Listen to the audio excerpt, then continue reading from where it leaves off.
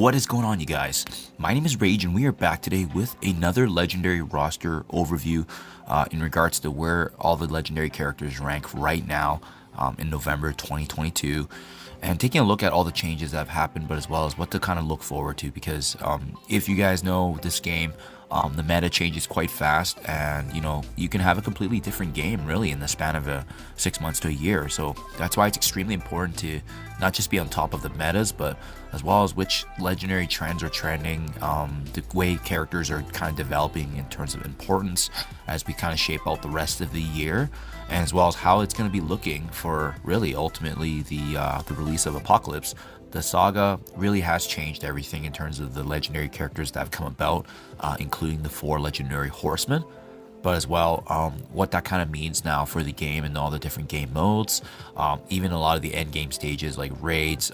You have the dark dimension, where we previously prioritized specific characters, and that's going to change, right? Because just given what we're seeing in the trends here. So yeah, that's what we're going to dive into, guys. So that being said, just for context, so that way you can get a sense of kind of where my account's at as well. I am a end game late stage player. Total collection power 16.4 million, 100% free to play. So no, I have not put a single dollar in this game. Really, it's the culmination of playing for the last 3 years, and that's kind of where that has brought me in terms of my account progression and all the balances and different gear levels that you see. That said, I have also filtered out my roster here just for the legendary characters. That way we can just isolate this conversation strictly for legendaries, because that's really going to be the hot topic here, right? In terms of how these characters rank now overall, which ones are the best, which ones should you guys kind of pay less attention to going forward, especially in the short to medium term until potentially reworks happening. So first and foremost, guys, we'll start off with the best characters in the game, so that way you can highlight your attention there and ensure that you are capitalizing this somewhere in your growth in some way, shape, or form.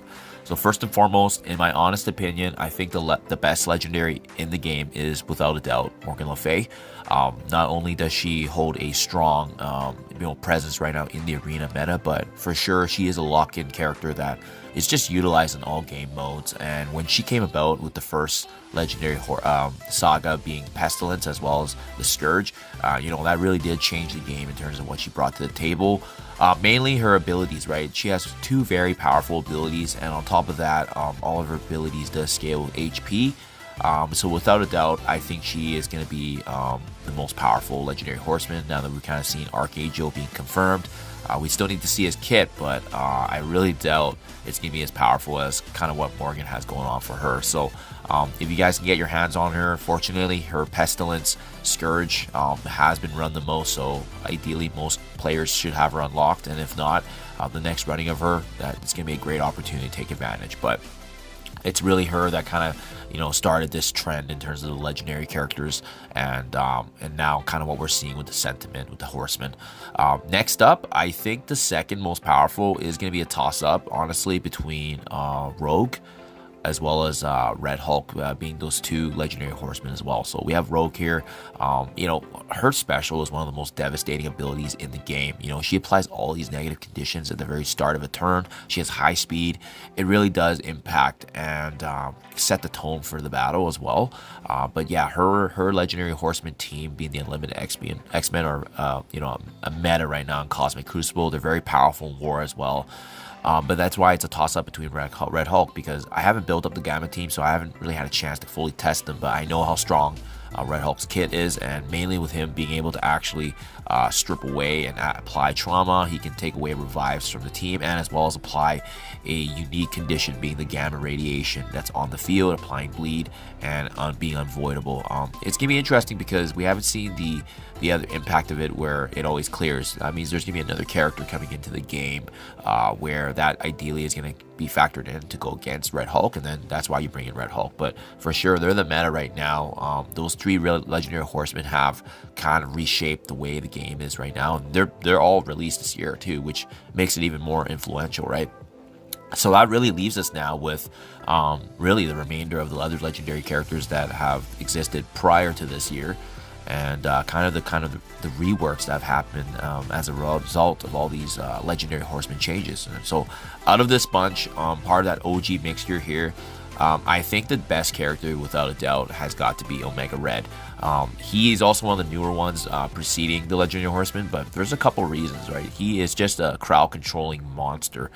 His Weapon X team absolutely dominates in Crucible and as well as War, and then both of his abilities do have ability block as well, and inflicting trauma. He's got abilities kind of similar to Morgan Le Fay, where, you know, the attacks does actually bypass heal block, and he can actually scale HP, as you can see with the damage. So I mean, the stronger an enemy is, he's gonna be able, it doesn't really matter to him. It's all HP percent driven. So having him in Dark Dimension was really night and day for me to kind of see how powerful this character was. That being said, out of this mixture that I'm recommending as well, Omega Red is also you know, one that requires another legendary to unlock, and that is actually utilizing the efforts here of Nick Fury. So you do need Nick Fury and the Secret Avengers and Winter Soldier to actually unlock Omega Red. So because of that correlation, Nick Fury does increase in value, but you don't necessarily need him built up, just because you can already have the Secret Avengers built, and that way you can use them in tandem with each other to unlock Omega Red. But without a doubt, this mixture, Omega Red, is set on top. Some other notable mentions now that kind of go into that OG list is actually Shuri. Shuri got a lot of love this year. The Wakandans got reworked, and then we also got additional rework because of the War Dogs, and we've yet to see that full synergy yet, but they're going to be a meta war team for sure. But just her usage now in all game modes, and the thing I love about Shuri is that she is accessible so early in the game that even right now in my Baby Rayge new beginner account that I opened up, she's going to be the first legendary that I'm going for, because just the amount of sustainability, support, she can grant energy, she's got healing, and she's effective in all game modes now that her passive got reworked here. As you can see, you know, she's going to be applying the deflex to any allies that drop below that threshold. That's huge for survivability, and then the sustainability that she brings. I also used her in Dark Dimension 5, and enough said, like, just the value right now, a very strong supportive character, and with these supportive characters, they last longer than damage characters in the game because they can provide value as the meta changes too, and especially with her being a slotting character and being part of that meta Wakandans and War Dog team. Another character that got reworked recently, and I think is going to get, you know, it's going to be a toss-up because we haven't seen the Death Scourge come about yet, but both Bionic Avengers and the War Dogs were confirmed, but then we do need to see how that's going to be shaking out. So first and foremost, Iron Man, part of that reworked Bionic Avengers, and they are a meta tech raid team now, right? So by design then, he naturally will get love because they're part of a slot-in team that's pretty much the only viable team right now in Doom 3 for tech anyways, right? So I haven't gear tier level 15 him because I'm still trying to build up the rest of my Bionic Avengers, but they're a very powerful team. He does cost a lot of gear, so that's kind of why I'm hesitant, but they've been doing so well in my Doom raids that, you know, it goes without saying that he's just such a great character now that he's been reworked. Rocket Barrage just absolutely tears it up. You know, they generate a lot of energy already in the raids, but by extending negative conditions, if he's constantly able to get energy back, he can keep using this ability and keep extending negative conditions, such as blind and offense down and so forth. So Iron Man has got a lot of love this year, and it goes without saying his Bionic Avengers are likely staying for a while. So I like how that's kind of shaken out. Also as well, the rework includes Magneto now being part of that Death Seed team, and he is going to be part of actually two legendaries in a legendary horseman team. So him and Archangel will actually be two legendaries combining their efforts together, and with their rework there, Magneto is going to be getting a lot of love. He's going to have to be gear tier level 15 at least if you want to unlock Apocalypse now. So naturally, by saying that, his value has already gone up. Even though I haven't even built him up, he's going to have to be built up if you want to unlock Apocalypse. So naturally, this goes up in value now. So this is a character you want to ideally focus on. And what also helps with this Death Seed team is that they're already kind of you know, portrayed as this meta raid team that they're going to be utilizing in the end game Doom 2, Doom 3 raid. So I think for that reason, this is going to be seen as the equivalent of Iron Man, where, you know, previously before they didn't get a lot of love, but now, boom, both these characters are priorities now to build up. And then that pretty much is it, guys. Like those 6-7 characters I've mentioned are pretty much the most important legendaries in the game right now. So despite what you see in my roster right now, these other characters are very, very rarely used now in any game mode for myself, unless my team failed and I'm using them basically as a backup team, right? So I want to start out by pointing out that Jubilee is definitely the first one that fell off this, because I kind of saw this in my last legendary video overview too, but I wasn't sure where the direction of the legendary horseman releases were going, because I had a feeling that you know, we were actually going to see a new raid team being come about, right? So I didn't really see what was going on with that. But now that we got confirmation that it's Dev Seed, and we got confirmation that they are going to be the new meta raid team, unfortunately now Jubilee, given how powerful she is, I brought her in Dark Dimension 5. I've used her in all the Doom 2, Doom 3 raids. If you guys are watching this video now, she's probably no longer going to be the meta anymore. If she's built up on your team, by all means, use her and her team to transition you from Doom 2 to Doom 3.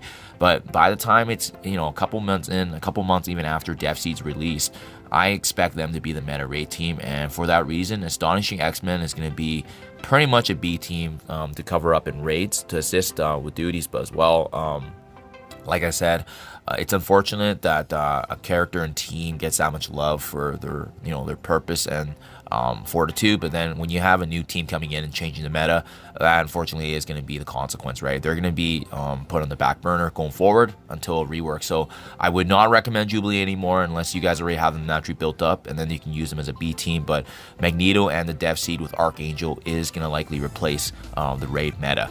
Other characters that have kind of fallen off now: Adam Warlock, Ebony Maw. I like Dr. Octopus. They're all really strong characters, but given where the meta's changed and their teams kind of falling off, especially a good example was Ebony Maw in the Black Order. You know, pretty much nobody uses these guys. They're used as a staple team in war, kind of as a plug for an easy win, but otherwise, like, you're not going to see him anywhere. He's just very heavy in terms of gear investment as well for Mystic gear, and same with the Black Order in general, right? And they're not even that strong anymore. So the meta has shifted quite a bit with the power creeping.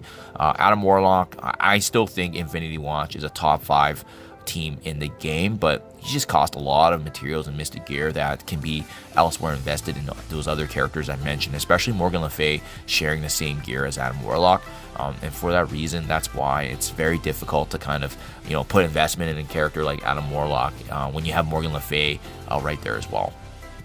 Phoenix, I think there's been some better love with the Uncanny X-Men getting love in war, but I mean, she's still, you know, quite significantly under leveled and under her stats just need a significant boost to kind of be relevant again, and she used to be the most powerful, and it's kind of sad where that's gone. But I mean, that's pretty much it in terms of the legendary characters worth mentioning. Star-Lord's honestly only here because he's needed for the Nowhere heist, so I mean, you just want him ranked up so you can at least utilize him for participating in those free rewards. But otherwise, you guys, those are not characters I would recommend anymore. Definitely those first 7, you know, Morgan Le Fay, Omega Red, Rogue, Shuri, Iron Man, Red Hulk, Magneto, and then we're probably going to get Archangel added to this mix, as well as Apocalypse upon his release. So there you guys have it, a full overview of the characters I recommend right now, given the meta and where it's kind of trending. Keep an eye out for it. But yeah, I hope this helped you guys kind of structure your growth and progression, because I know sometimes just getting that confirmation from an endgame player in which legendary characters are worth building